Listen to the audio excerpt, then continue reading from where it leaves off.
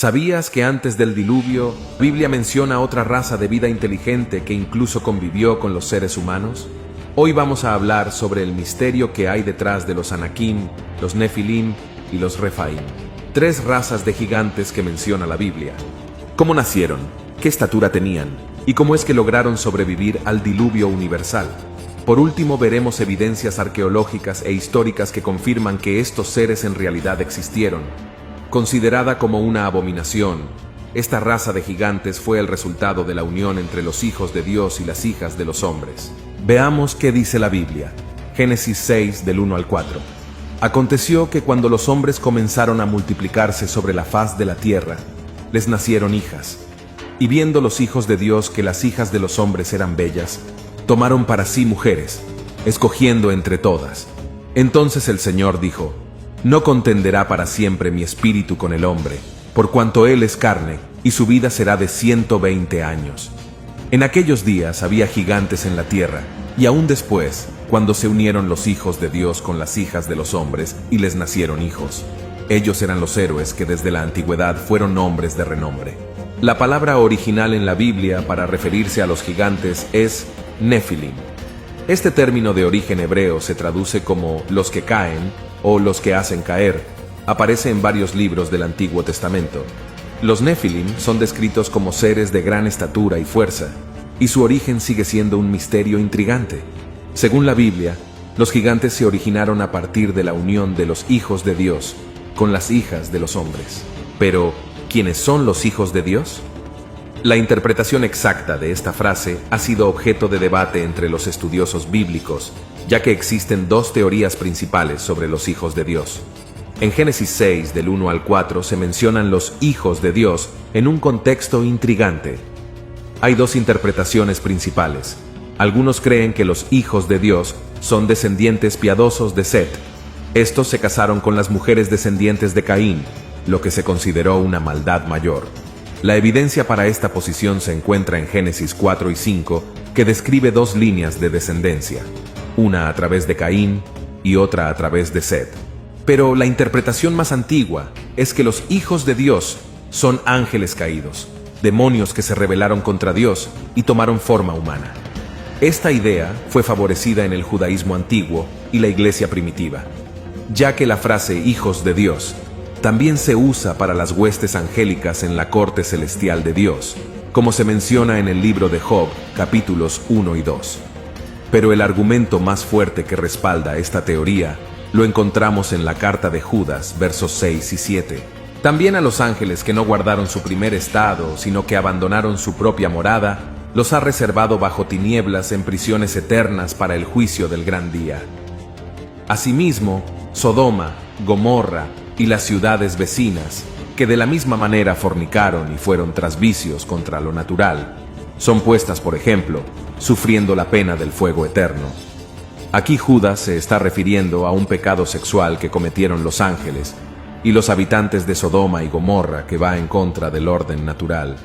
Sin embargo, la dificultad aquí es la idea de que los ángeles caídos tuvieran relaciones físicas con mujeres humanas y que tuvieran la capacidad de engendrar.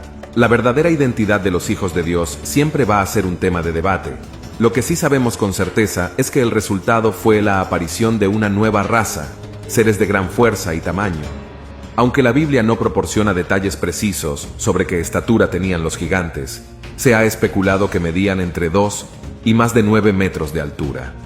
Según lo menciona la Biblia en varios pasajes del Antiguo y Nuevo Testamento, el diluvio universal acabó con todo lo que tenía vida sobre la faz de la tierra, a excepción de los seres humanos y animales que entraron en el arca. Esto ocasionó la extinción de los gigantes. Y es aquí donde surge otro misterio. ¿Por qué la Biblia después del diluvio sigue mencionando la presencia de los gigantes en la tierra? La Biblia menciona dos razas de gigante después del diluvio que nos dan una idea del origen de estos nuevos gigantes, los Refaítas y los Anakim. Los Refaítas eran pueblos conocidos por su gran estatura y fuerza, a menudo descritos como gigantes. El término Refaítas proviene del hebreo Refaim, que puede significar los terribles o los curados, descansados, en referencia a los muertos. En la literatura poética hebrea, Refaim se refiere a espíritus de los muertos que residían en el Seol, una descripción figurativa similar a nuestro concepto de fantasma, lo cual podría sugerir que el origen de este pueblo no provenía de los seres humanos. En el contexto histórico y geográfico, los refaítas eran un pueblo poderoso y de gran estatura que habitaba en Canaán antes de la llegada de los israelitas. No se identifican con una etnia específica como judío o egipcio, sino más bien como un término descriptivo para varios grupos conocidos por su tamaño. La primera mención de los refaítas en la Biblia es en Génesis 14:5, donde se dice que fueron derrotados en una batalla con Kedorlaomer y sus aliados. También se mencionan en Deuteronomio 2:20 y 21, donde se les compara con los anaquitas, otro pueblo de gigantes. Og, el rey de Basán, es descrito como el último de los refaítas en su tierra, y su cama de hierro, que medía casi 4 metros de largo por 2 de ancho, se menciona como evidencia de su gran tamaño.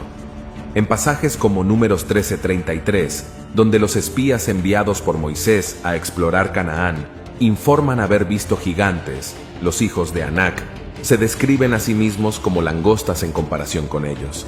Anac en la Biblia es descrito como un gigante que vivía en la tierra de Canaán, la misma tierra que Dios prometió a los israelitas. Era conocido por su gran estatura y fuerza. Anac era el padre de 3 hijos, Sesai, Aimán y Talmai, y sus descendientes, los Anakim o Anaquitas, también eran considerados gigantes y habitantes poderosos en el sur de la tierra de Canaán, cerca de Hebrón, antes de la llegada de los israelitas. Durante la conquista de Canaán por parte de Josué, se dice que los anaquitas fueron expulsados o exterminados, excepto algunos que encontraron refugio en las ciudades filisteas de Gaza, Gat y Asdod. Esto explica la presencia de gigantes como Goliat y los otros 5 gigantes derrotados por David y sus hombres, quienes según la tradición bíblica eran descendientes de estos seres y fueron los últimos gigantes en la tierra.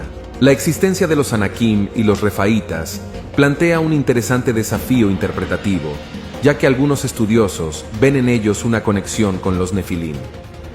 Esta conexión sugiere que los Anakim y los refaítas, al igual que los Nefilim, podrían ser el resultado de nuevas uniones entre los hijos de Dios y las hijas de los hombres. Evidencias arqueológicas e históricas que confirman que los gigantes sí existieron. Desde el punto de vista científico, no existen pruebas irrefutables que corroboren la existencia de gigantes como seres humanos de un tamaño extraordinariamente mayor al habitual. Sin embargo, a lo largo de la historia, han surgido hallazgos y relatos que han alimentado la posibilidad de su existencia en tiempos remotos.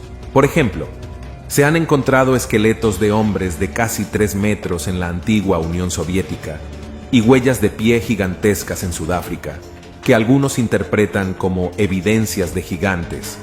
Restos de esqueletos de gran tamaños se han encontrado en distintas partes de Europa y Norteamérica.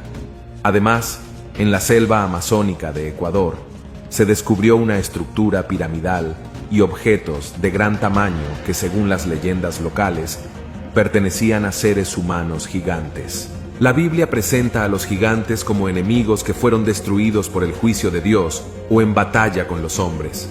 Las historias de gigantes se encuentran en diversas culturas y tradiciones alrededor del mundo, lo que ha llevado a diversas interpretaciones y teorías sobre su origen y significado en el contexto histórico y espiritual.